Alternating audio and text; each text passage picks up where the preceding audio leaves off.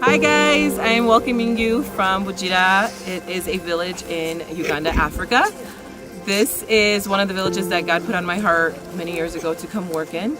I've been coming, for those that know, to Uganda since 2012. And the first year when I came here, God truly put it on my heart to understand the meaning of giving back and of sharing life with those less fortunate.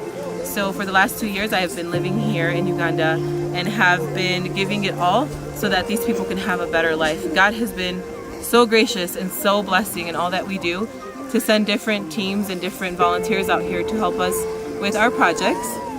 I can't say that I'm not blessed, because I am very blessed by those that have been giving, those that have been financially supporting us, those that have been praying for us every day. So I thank you wholeheartedly, and I pray that God blesses you all. When God gave me this vision and this dream of wanting to give back more to this community, and also opening the eyes of the community back home in America and Romania to get people to understand that we have to do more for God, He gave me a few different areas that I felt were the reason to impact the people that we work with. And some of those areas are the projects that we work and are doing here. One of them is our kids feeding program. On Saturdays, we work in a village called Rusachi. And in that village, we feed over 300 plus kids every Saturday a hot meal, which is sometimes the only meal they get during the week. We have our feeding program here in the village of Bujira, where about 500 people or so come and they get to get a hot meal as well. Regardless of the weather, as you can see right now, it is kind of storming. These people will wait in line and be poured on with rain, and they will wait just to get a hot meal. So it is amazing what a human being will do just to get food while they're waiting, just to have a hot meal once a week.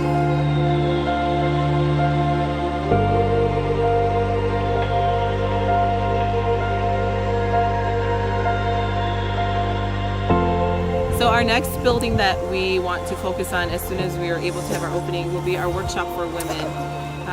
As I was telling you earlier about the women that I work with, where we teach them how to be seamstresses, this building will be able to give back to them, for them to hand make items, to make soap that we can give out for free to the village, and then soap that we can sell to help sustain these families. My goal in my heart is to have 5,000 women and their families impacted within the next 5 years. I know that these children will be able to have an education. I know that these children will be able to grow up and be able to get out of this village, possibly out of the country, to have a better life. And so everything that we're doing here is so impactful to each and every individual. I meet children on a daily basis, children that are 4, 5, 6 years old, that are walking for thousands of miles on a weekly basis just to get water. Water, something that we take for granted in other places that we don't ever think about. And they're carrying it just to have something to cook at night, to cook food or to bathe.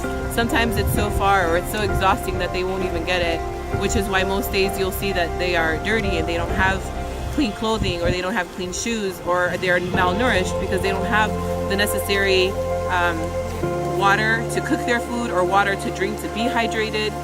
So this project that we're doing here is so impactful, not to just one person or 100 people, but to thousands of people that we're touching on a daily basis.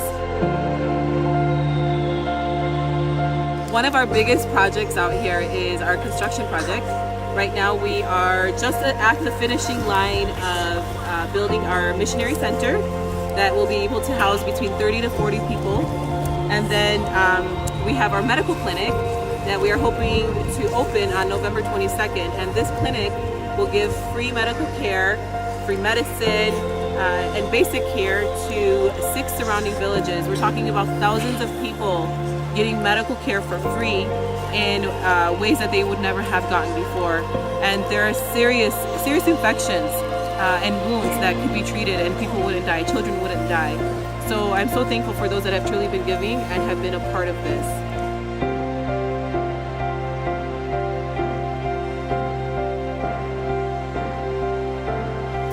So today there are about 200 children that are going to be receiving boots. We are in the rainy season here in Uganda, and having boots are so crucial. A pair of boots costs about $2.30. So I just want to put in perspective what that means for these children that are barefoot. They have no shoes, Some of them barely have clothing. So we are going to bless them today. They're going to get boots for the rainy season. And the village, that is about 500 people or so, are going to have hot food. And so it's such a big blessing for them.